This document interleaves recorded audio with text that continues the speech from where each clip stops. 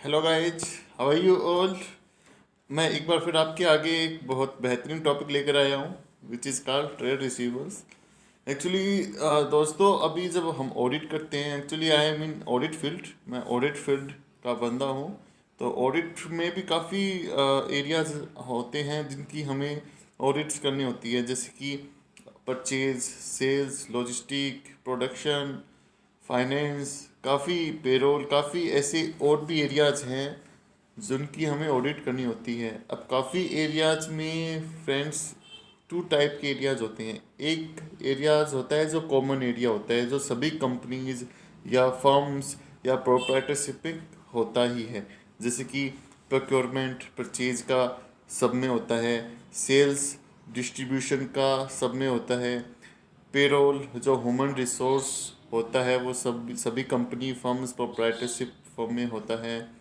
और finance accounts commercial में जैसे इनवॉइस बिल्स बनाना, बिल्स डिस्पैच करना, ये सब कंपनीज में होता है। अकाउंटिंग एंट्रीज पोस्ट करना, पार्क करना, पोस्ट करना, ये भी सभी कंपनीज में होता है। और जैसे और हाँ, ट्रेड रिसीवेबल्स भी सभी कंपनीज में होता है। सभी कंपनीज के अपने कस्टमर डेटर्स होते हैं, उनका ट्रीटमेंट्स उनका अपना अलग अलग होता है। ऑब्वियसली वो अपने प्रोसेस पे, अपने कौन कस्टमर से, किस कैटेगरी की कस्टमर से, किस जो बिजनेस है वो किस फील्ड में वर्क करता है, डिपेंड करता है उस पे। Trade payables, trade receivers, inventory, ये सब कॉमन कैटेगरी में आते हैं। देन अब अनकॉमन आप पूछेंगे कि अनकॉमन में क्या क्या आएगा। जैसे कि अनकॉमन में फ्रेंड्स मैं ये कहूँगा कि जो इंडस्ट्री स्पेसिफिक या कंपनी स्पेसिफिक फील्ड्स होते हैं, लाइक जैसे कि ऑटोमोबाइल्स में हम जाएंगे तो ऑटोमोबाइल्स में आपने देखा होगा, इनकेस आपके पास गाड़ी है, कार है, कि वहाँ पे सर्विस सर्विस करनी होती है, रिपेयर मेंटेनेंस की सर्विस करनी होती है, उसको वर्कशॉप कहते हैं। वो वर्कशॉप मैन्युफैक्चरिंग एंटिटी में नहीं मिलेगा, ऑब्वियस है, वो सर्विस इंडस्ट्री में मिलेगा। और सर्विस में भी किस में मिलेगा, जो ऑटोमोबाइल्स में मिलेगा। बॉडी शॉप होता है, बॉडी शॉप का मतलब जो एक्सीडेंटल कार आती है उनको रिपेयर करना, उनका इंश्योरेंस क्लेम करना, इंश्योरेंस जो पर्सन है, ओनर है कार का, उसको दिलाना, ये बॉडी शॉप का आता है। मैंने आपको दो एग्जांपल इसलिए दिए, ये ओनली ऑटोमोबाइल सेक्टर में मिलते हैं, वर्कशॉप, बॉडी शॉप, मैन्युफैक्चरिंग में नहीं मिलेंगे। ऐसे ही आप रिस्पेक्टिव अनकॉमन मतलब वो कंपनी स्पेसिफिक और इंडस्ट्री स्पेसिफिक फंक्शन है जो इसी कंपनी या इंडस्ट्री में पाए जाते हैं। अब जैसे कि जो केमिकल्स की जो कंपनियां, केमिकल्स इंडस्ट्री होती है, तो वहाँ पे टेस्टिंग, वहाँ पे जो क्वालिटी टेस्टिंग, उनके प्रोसेस ज़्यादा होते हैं। क्योंकि फ्रेंड्स आपको पता है जो केमिकल्स है उनका यूज किस किस यूज सभी में यूज किस प्रोडक्ट्स में उनका यूज होता है। मैं तो कहूँगा आज के दिन काफ़ी केमिकल्स, खाने फूड में भी केमिकल्स का यूज़ होता है। तो केमिकल्स में क्या, बस उनका जो प्रोडक्ट है उसकी क्वालिटी अच्छी होनी चाहिए, उसमें कोई ऐसा मिक्सचर ना मिले, उसमें कोई ऐसा बैड सब्सटेंस ना मिले जिससे वो क्वालिटी ख़राब हो जाए। तो उसके लिए quality testing specifically chemical industry की स्पेसिफिक होती है। वैसे क्वालिटी टेस्टिंग तो सभी कंपनीज में भी होती है, लेकिन more particularly which is done in chemical industry. तो फ्रेंड्स, मैंने आपको थोड़ा सा ओवरव्यू बताया, this is as per my understanding कि कॉमन प्रोसेस क्या होते हैं, अनकॉमन प्रोसेस क्या होते हैं। अब फ्रेंड्स, आज मैं आपको मैन्युफैक्चरिंग इंडस्ट्री या कॉमन फील्ड में जो ट्रेड रिसीवेबल्स है उसकी ऑडिट हमें कैसे करनी है, आज मैं आपको वो बताऊंगा। तो चलिए फ्रेंड्स, स्टार्ट करते हैं बिना टाइम वेस्ट किए। हम जल्दी जल्दी स्टार्ट करते हैं, एक मिनट। हाँ, अब जैसे कि trade receivers, first of all हमें क्या करना है while doing the audit of trade receivers. First of all we obtained a list of all the debtors customers from the client. सबसे पहले हमें लिस्ट लेनी है, लिस्ट में जितने भी डेटर्स की वो लिस्ट देता है। अब वो लिस्ट आज के दिन तो वो डिजिटल देगा, डिजिटल मीन्स कंप्यूटर से शेयर करेगा, क्योंकि आज मैं मानता हूँ कि सभी कंपनियां वो रजिस्टर में मेंटेन नहीं करती, बहुत कम कंपनियां करती होगी तो, लेकिन सब एक्सेल में अपने सॉफ्टवेयर है, जैसे टेली है, ओरेकल है, एसएपी है, काफ़ी बात बात के सॉफ्टवेयर है, उनमें अपनी लिस्ट मेंटेन करती है। तो अब ट्रेड रिसीवर्स की ऑडिट में सबसे पहले हमें क्या करना है, क्लाइंट से जाके बोलना है कि हाँ जी सर, हमें सर बोलिए या मिस्टर बोलिए, हमें एक लिस्ट दीजिए ट्रेड रिसीवर्स की एज ऑन डेट। ये कब की लेनी होती है, जब हम ऑडिट करते हैं। अब जैसे कि एक एग्जांपल लेते हैं, जैसे कि आज आज आ गया है जैसे कि 31 मार्च है आज के दिन, 31 मार्च 2021। तो मैं आज के डेट की लिस्टिंग लूँगा क्लाइंट से कि आज as on date how many debtors are outstanding, what is the balances, ये सब इनकी मैं एक लिस्ट लूँगा। तो क्लाइंट से हमने लिस्ट ले ली। Then after that what we do some analysis based on the client list, based on the client list. अब वो एनालिसिस में क्या क्या आएगा, सबसे पहले देखिए जो लिस्ट देगा उसमें क्या क्या आएगा, उसमें कस्टमर कोड आएगा, कस्टमर नेम आएगा, उसका बैलेंस आएगा, टोटल बैलेंस। अब उस टोटल बैलेंस की वो एजिंग भी देता है क्लाइंट कि 0 to 30 डेज ये बैलेंस है, 31 to 60 days, 61 to 90 days, 91 to 180 days, ये क्लाइंट लिस्ट प्रोवाइड करता है। फिर लिखता है कि from where he done this ageing, ageing उसने किससे किया है, तो उसके लिए वो 2 डेट भी मेंशन करेगा। फर्स्ट डेट होगा बिलिंग डेट कि जिस दिन इनवॉइस डेट है, जिस दिन इनवॉइस कटा है कस्टमर का, उसमें क्रेडिट डेज भी मेंशन करेगा, किसका 0 डेज ही है, किसका 10 डेज है, किसका 30 डेज है, किसका 60 डेज है। तो जब इनवॉइस डेट में क्रेडिट पीरियड का डेज मिला देंगे तो अल्टीमेटली फाइनल डेट आ जाएगी जब कस्टमर को रुपए देना था। ठीक है, लेट्स सपोज कि आज 31 दिसंबर उसका इनवॉइस डेट है, क्रेडिट पीरियड उसका 1 मंथ है, तो कितना हो जाएगा, 31 जनवरी हो जाएगा। अब 31 जनवरी हो जाएगा, आज मैं स्टैंड करता हूँ 31 मार्च, तो आज एज ऑन डेट मैं ले लूँगा 31 मार्च। तो 31 मार्च माइनस 31 जनवरी, तो कितना आउटस्टैंडिंग डेज निकल के आता है, अप्रोक्स 61 डेज निकल के आता है। तो ये मेरा एक एजिंग हो गया कि 60 डेज ये कस्टमर स्टैंड करता है मेरी बुक्स में आउटस्टैंडिंग। तो इसको मैं किस कैटेगरी में लेके जाऊंगा, 31 to 60 डेज के बीच में इसको मैं लेके चला जाऊंगा। अगर ये 61 हुआ तो 61 to 90 डेज के बीच में, अगर ये 60 निकलता है तो 31 to 60 डेज। तो आपको थोड़ा समझ में आया। मेरे को 2 डेट चाहिए, first of as on date जो 31 मार्च, और एक फाइनल ड्यू डेट, जब उसका ड्यू डेट कब होगा, after including the credit period. ठीक है, तो इसे हम क्लाइंट की जो एजिंग उसने दी है वो भी हम वेरीफाई कर सकते हैं कि क्लाइंट ने जो एजिंग प्रोवाइड की है वो सही है, इन ऑल रिस्पेक्ट्स वो गलत नहीं है। हमें क्रेडिट पीरियड भी एज ए सैम्पल हमें चेक करना होगा। अब आप पूछेंगे कि क्रेडिट पीरियड कैसे चेक करेंगे, तो बहुत ही आसान तरीका है क्रेडिट पीरियड चेक करने का। Firstly what we obtain some invoice, some purchase order of the customers. अब परचेज ऑर्डर में फ्रेंड्स सब कुछ लिखा रहता है, पेमेंट टर्म्स लिखा रहता है, पेमेंट ड्यू डेट लिखा रहता है, क्रेडिट पीरियड लिखा होता है, रेट लिखा होता है, क्वांटिटी, सब कुछ परचेज ऑर्डर में मेंशन होता है। मैं एक सेपरेट वीडियो भी बनाऊंगा, what is the mention in purchase order, how it is relevant in auditing. तो इसके लिए थोड़ा सा वेट करना, थोड़ा वेट कीजिएगा, मैं एक अलग सेपरेट वीडियो इसकी बनाऊंगा। तो सबसे पहले हमने बताया परचेज ऑर्डर से हम क्रेडिट पीरियड मैच कर सकते हैं। फिर हम सेकंड स्टेप पे आते हैं, ये ओनली फर्स्ट स्टेप है। फर्स्ट सबसे पहले हम क्लाइंट से हम लिस्ट लेंगे डेटर्स की, उसके बाद हम उसकी एजिंग चेक करेंगे। एजिंग किसे चेक करेंगे, एजिंग हम कैलकुलेट करेंगे as on date minus final due date. अब जो, और इसमें क्रेडिट पीरियड भी चेक करेंगे। क्रेडिट पीरियड किसे चेक करेंगे, परचेज ऑर्डर टर्म से, right. Okay friends, second point पे आते हैं हम, सेपरेट लिस्ट ऑफ आउटस्टैंडिंग। जो हमने एजिंग की हुई है उसमें देखिए क्या क्या आएगा, 0 to 30 days, 31 to 60 days, 61 to 90 days, ऐसे आएगा अप टू 365 डेज। अब 360 मोर देन 365 डेज के बैलेंस आएंगे, तो उसमें हम आउटस्टैंडिंग मोर देन 180 डेज है उसकी एक सेपरेट लिस्ट बना लेंगे।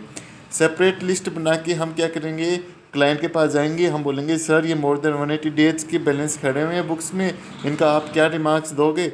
तो क्लाइंट बताएगा कि सर देखिए इस पे तो कोई लीगल एक्शन चल रहा है, इसका देखिए सर, इसका 2 महीने के बाद सब्सिक्यूट इस 2 महीने के बाद कुछ पेमेंट रिलाइज हो जाएगा। ये क्लाइंट्स के कुछ तर्क होंगे। कुछ क्लाइंट कुछ कहेगा ही नहीं, कुछ कहेगा कि ये मैनेजमेंट डिसीजन है, कुछ का बोलेगा ये तो प्रोविज़न ही बनाना है। तो मैंने कुछ रीजंस भी लिस्ट किए हुए हैं जो क्लाइंट बोलेगा। सबसे पहले बोलेगा कि क्लाइंट से this is the case of litigation, तो हमें क्या चेक करना है, लीगल नोटिस ऑब्टेन करना है कि हाँ कोई एक्शन चल रहा है अगेंस्ट कस्टमर्स के। सेकंड थिंग, अगर क्लाइंट बोलता है कि सब्सिक्यूट आफ्टर 1 मंथ 2 मंथ्स ये पैसा रिसीव हो जाएगा, तो हमें क्या करना है, हमें मान लो ऐसा तो है नहीं कि आज 31 मार्च है तो आज ही मैं ऑडिट पूरी कर दूंगा, मुझे भी 1 मंथ 2 मंथ्स लगेंगे। तो ड्यूरिंग दिस क्लाइंट बोलता है कि 1 मंथ या 2 मंथ्स में पेमेंट रिलाइज हो जाएगा, तो मैं सब्सिक्यूट चेकिंग भी कर सकता हूँ कि हाँ जी रियल में पैसा रिसीव हुआ है या नहीं। अगर नहीं होता है तो फर्दर इंक्वायरी करूँगा। फर्दर इंक्वायरी में क्लाइंट से बोलेंगे सर आपने तो कहा था रिसीव हो जाएगा, लेकिन अब तो 3 मंथ्स हो चुके हैं, पैसा रिसीव नहीं हुआ है, तो इसका हम फिर सजेस्ट करेंगे कि आप प्रोविज़न ले लो। थर्ड चीज़ कहती है कि मैनेजमेंट से डिस्कशन करना होगा कि इसका प्रोविज़न क्यों ना ले, प्रोविज़न इसका लेना ज़रूरी है। फिर हम आते हैं फोर्थ पॉइंट पे। देखिए अब जो कस्टमर्स है वो डोमेस्टिक भी होंगे, इंटरनेशनल भी होंगे। जो इंटरनेशनल होंगे उनके लिए फॉरेक्स रिस्टेटमेंट वर्किंग लेके जो क्लाइंट ऑलरेडी प्रिपेयर करता है। ये फ्रेंड्स आप पूछेंगे इससे क्या यूज़ आती है, किस लिए वर्क करती है। अब देखिए फॉरेक्स रिस्टेटमेंट इसलिए करते हैं क्योंकि देखिए डॉलर्स की रेट है, डॉलर्स, यूरो, पाउंड या फिर जर्मन करेंसी, जो भी जिस कंट्री से हमने माल बेचा है, कस्टमर अपना बनाया है, वहाँ की रेट फ्लक्चुएट होती है। तो एज ऑन डेट हमने इन्वॉइस किया था, लेट्स सपोज मैं डॉलर का एग्जांपल लेता हूँ। जब मैंने 31 दिसंबर को माल सप्लाई किया था तो मैंने उस टाइम 70 रुपये डॉलर की रेट थी कि 70 के हिसाब से मेरे को पैसा मिलने वाला था। लेट्स सपोज $1,000 $1,000 का मेरा बिल बना था। 1,000 इंटू 70 तो 70,000 रुपीज़ का। आज 31 मार्च को डॉलर की रेट डिक्रीज हो गई है, 65 हो गई है। उस टाइम मेरे को 70,000 रुपये मिलना था, आज मेरे को 65 के हिसाब से कन्वर्जन रेट के हिसाब से रुपये मिलेगा, तो वो तो $1,000 देगा इंटू 65, तो मेरे 65,000 बुक्स में आएंगे। तो अल्टीमेटली मेरे 5,000 का लॉस हो गया। अब वो 5,000 का लॉस का मुझे क्या ट्रीटमेंट करना है, मुझे exchange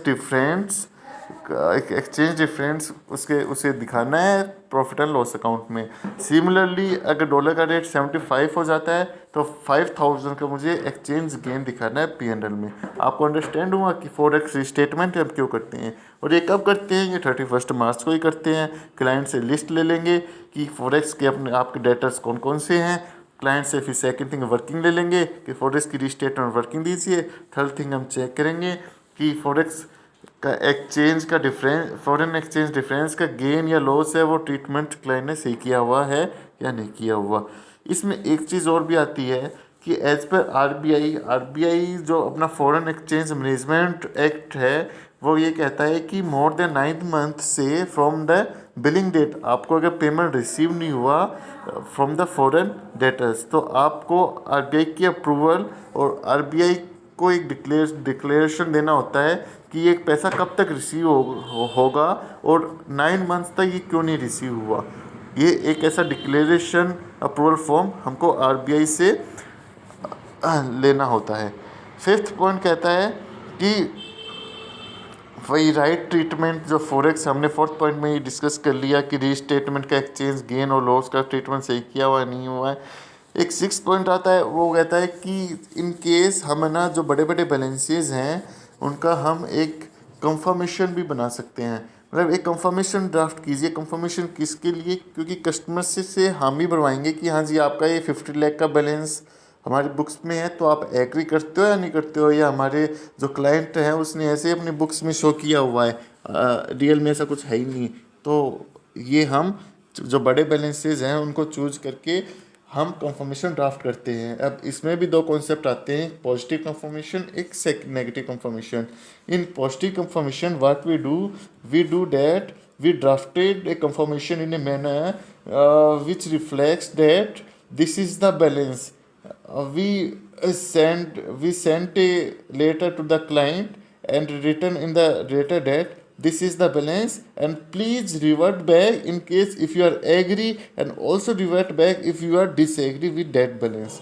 Then if the client is agree with the balance, he also revert back to the auditor directly. If the customer is dissatisfied with the balance written in the letter, then he also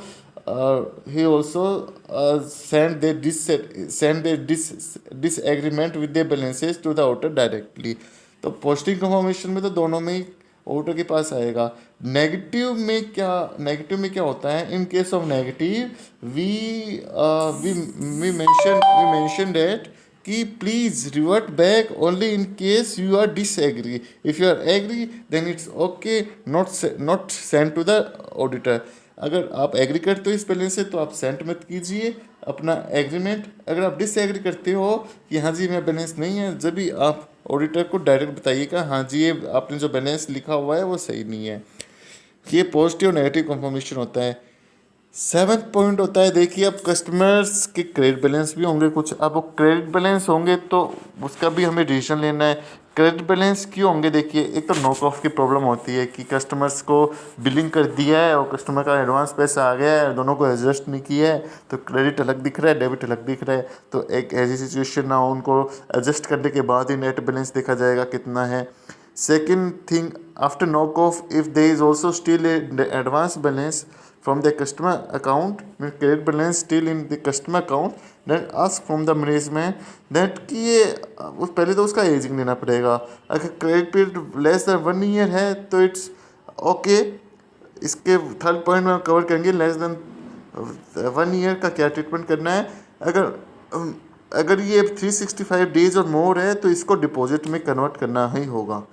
अब ये 365 days से credit period balance कम है तो हम subsequent checking करेंगे कि client से customer से यानी कुछ गुड्स रिसीव हुआ है या नहीं. गुड्स रिसीव हुआ है तो एडजस्टमेंट प्रॉपर्ली की हुई है या नहीं. इन केस गुड्स रिसीव नहीं हुआ है और 365 डेज तक अपनी बुक्स में खड़ा हुआ है तो हम इंक्वायरी करेंगे मैनेजमेंट से कि इसका क्या ट्रीटमेंट करना चाहिए, कि इसका रिटर्न बैक करना चाहिए या फिर अगर 365 डेज से ऊपर है तब तो इसको डिपॉजिट में कन्वर्ट करना चाहिए.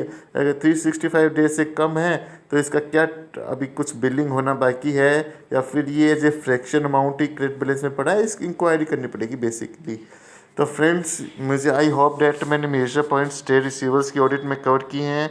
आपको अगर इस वीडियो के बारे में अगर आपको और कुछ आपकी राय हैं, कुछ और पॉइंट्स आप ऐड करना चाहते हैं या फिर जो पॉइंट्स लिस्टेड है आप उनमें से किसी में अगर डिसएग्री हैं तो please revert back and comments me so that मुझे पता चलेगा कि हाँ इसको मैं कैसे और इम्प्रूव करूँ. तो friends thanks for your time given for watching. Thanks friends, bye.